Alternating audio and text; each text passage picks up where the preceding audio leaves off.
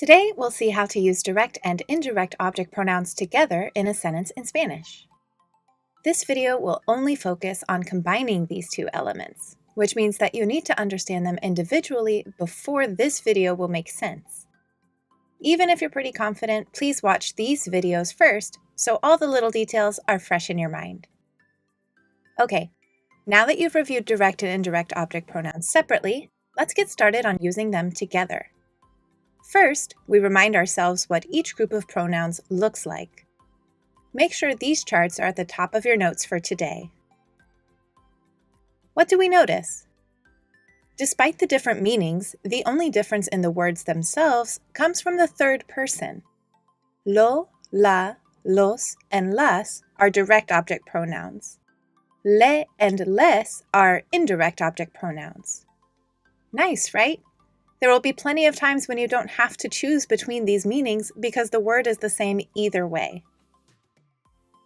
So here are the rules when it comes to using both direct and indirect object pronouns in Spanish. Number 1, the indirect object pronoun will come first. Number 2, placement of double object pronouns will follow the same placement rules we use for single object pronouns. And number 3, if you're using two third-person object pronouns resulting in both pronouns starting with the letter L, the first one, le or les, the indirect one, will change to se.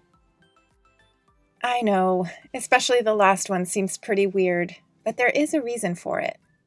Yes, you have to memorize these rules, so you might as well write them down now. While it seems really random, with lots of practice, it becomes a little more natural. Okay, let's do this. We know from the original placement rules that things change depending on the number and form of verbs, so we'll do some examples for each type. First, let's see a single verb example. Take the English sentence, my brother prepares the soup for us. Mi hermano prepara la sopa para nosotros. As always, start with the verb and organize yourself from there. The verb or action in this sentence is prepares. The person doing this verb, the subject, is my brother. We'll leave that as is because we're concerned about changing direct and indirect objects to pronouns here, not subjects. So what is being verbed? What is being prepared? It's either us or the soup because that's all that's left in the sentence. And of course, the soup is what's being prepared. So that's the direct object. The Spanish pronoun for a direct object that is singular and feminine is la, or it. So let's jot that down. The indirect object, indirectly receiving the preparation, in this case receiving the soup, is us. The indirect object pronoun for us in Spanish is nos. Remember that indirect object pronouns also replace the preposition, so para is included in this switch. Okay, we've picked our correct pronouns, so let's finish those replacements. And now let's check our rules. Number 1, the indirect object will come first. That means there will be a change in order here. Nos is indirect, so it will move in front of la. Number 2, placement follows the same rules we use for single object pronouns. That is, object pronouns can go before the conjugated verb or attached to the end of an infinitive, present participle, or affirmative command. So what is it for this example? Well, there's only one verb here, and it's conjugated for the subject mi hermano. So both of these words, the object pronouns, will go before prepara, the conjugated verb. Finally, if you're using two third-person object pronouns, the first one, the indirect one, will change to se. So what do we have here? Well, la is the third-person singular choice. That starts with an L. But nos is first person, and as a result, we only have one pronoun that starts with L, not two. which is great. We can ignore this rule and we're finished. Mi hermano nos la prepara means my brother prepares it for us. Literally, my brother for us, it prepares. Now, what if instead of the soup being for us, it's for our friend? The direct object, la sopa, still becomes la like it did before, because that didn't change. But instead of nos, our indirect object pronoun will be for her, which is le. Now follow the rules. Le will jump in front of la because indirects come first. Le and la will both go before prepara, the conjugated verb. Now we have mi hermano le la prepara, and rule number 3 is activated. We have two third-person object pronouns resulting in both starting with the letter L. So we take the first one, which is the indirect one, and change the le to se. The final product looks like this. Mi hermano se la prepara, which means my brother prepares it for her, or him, or them, or you formal, but our example was feminine and singular, so we know it's for her. I know, it's a little tough. Let's have some more examples. Here's one with two verbs.